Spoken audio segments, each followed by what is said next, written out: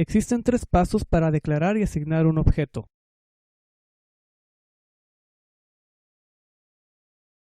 Declarar la variable de referencia.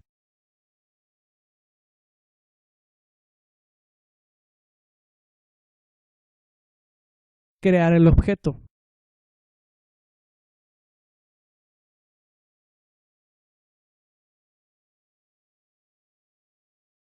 Asignar el objeto a su referencia.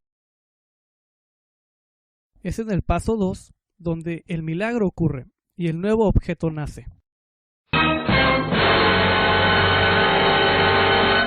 Un constructor tiene el código que se ejecuta cuando escribes new. En otras palabras, es el código que corre cuando inicializas un objeto. La única manera de invocar un constructor es con la palabra reservada new, seguida del nombre de la clase. La máquina virtual de Java encuentra la clase e invoca el constructor en dicha clase. Pero, ¿dónde está el constructor? Si nosotros no lo escribimos, ¿quién lo hizo?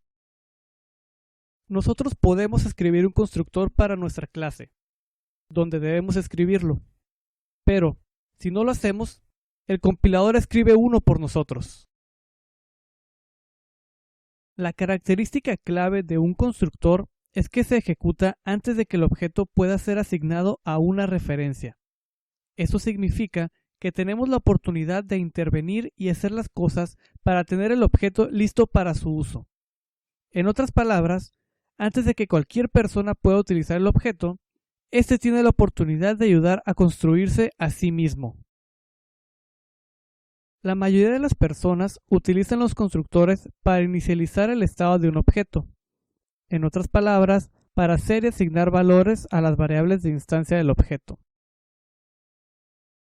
Eso está muy bien cuando el desarrollador de la clase sabe qué tan grande debe ser una variable del objeto. Pero, ¿y si queremos decidir qué tan grande debe ser la variable en particular? Imaginemos que la clase tiene un atributo tamaño y deseamos establecer dicho tamaño del objeto de nuestra clase. ¿Cómo podríamos hacerlo?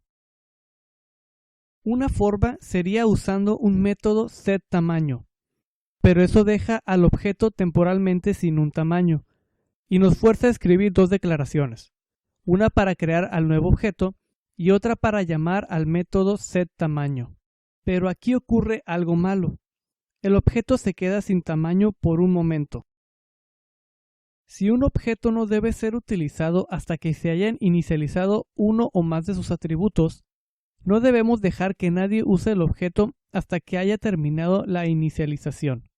Por lo general, es demasiado arriesgado dejar a alguien hacer y obtener una referencia a un objeto nuevo que no está listo para su uso hasta que se llama al método setTamaño, ya que, ¿cómo podría saber el desarrollador que él está obligado a llamar al método set después de crear el nuevo objeto?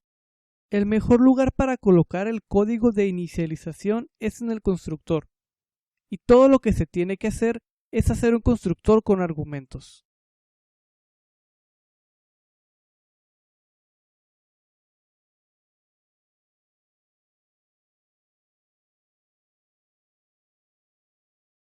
¿Qué sucede si el constructor toma un argumento?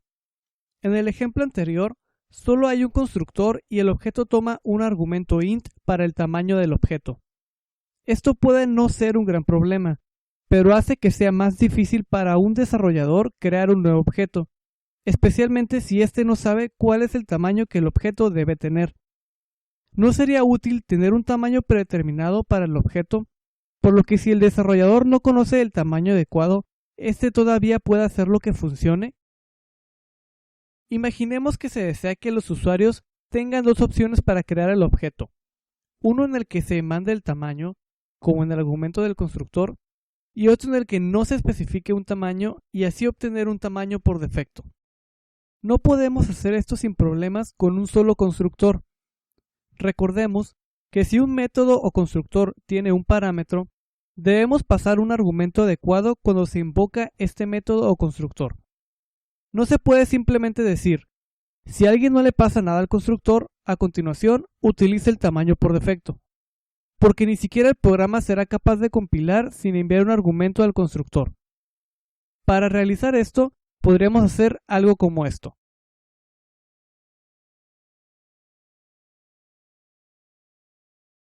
pero eso significa que el programador tiene que saber que la aprobación de un 0 es el protocolo para conseguir el tamaño por defecto. Algo bastante feo. ¿Qué pasa si otro programador no sabe eso? ¿O qué si él realmente quiere un objeto de tamaño 0? Suponiendo que un objeto de tamaño 0 se permita.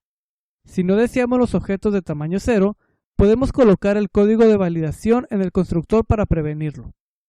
El punto es que tal vez no sea siempre posible distinguir entre un verdadero yo quiero 0 para el tamaño del argumento del constructor y un te envío 0, así que regrésame el tamaño predeterminado, sea cual sea, del argumento del constructor.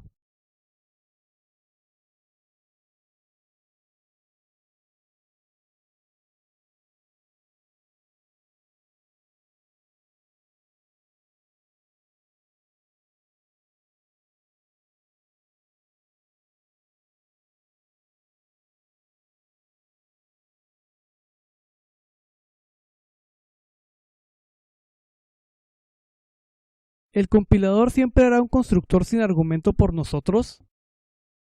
Podríamos pensar que si escribimos solo un constructor con argumentos, el compilador verá que no tenemos un constructor sin argumentos y lo añadirá por nosotros. Pero así no es como funciona. El compilador se involucra con los constructores solo si no decimos nada sobre ellos. Si nosotros escribimos un constructor que toma argumentos y todavía queremos un constructor sin argumentos, necesitaremos construir el constructor sin argumentos nosotros mismos. Tan pronto como nosotros proporcionemos un constructor, sea cual sea el tipo, el compilador retrocederá y dirá: muy bien, amigo, parece que tú estás a cargo de los constructores ahora. Si tenemos más de un constructor en nuestra clase, estos deben tener diferentes listas de argumentos. La lista de argumentos incluye el orden y los tipos de los argumentos. Siempre que sean diferentes, se puede tener más de un constructor. La sobrecarga de constructores significa tener más de un constructor en una clase. Para compilar, cada constructor debe tener una lista diferente de argumentos. Si tuviéramos dos constructores que tuvieran solo un int, por ejemplo, la clase no compilaría. La forma en que nombremos a la variable del parámetro no importa. Es el tipo de la variable y el orden lo que importa. Nosotros podemos tener dos constructores con tipos idénticos, siempre y cuando el orden del pedido sea diferente. Un constructor que toma un string seguido de un int no es lo mismo a un constructor que toma un int seguido del string.